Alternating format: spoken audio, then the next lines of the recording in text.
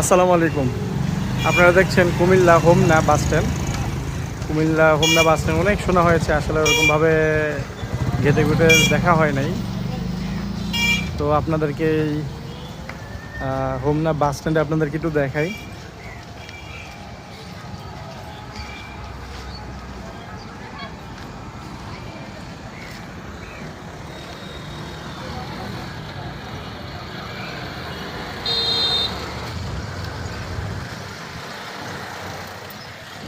এই হচ্ছে অবস্থা। আর এদিকে হচ্ছে মেইন রোড, এদিকে সরাসরি বাঞ্ছারামপুর যাওয়া যায়।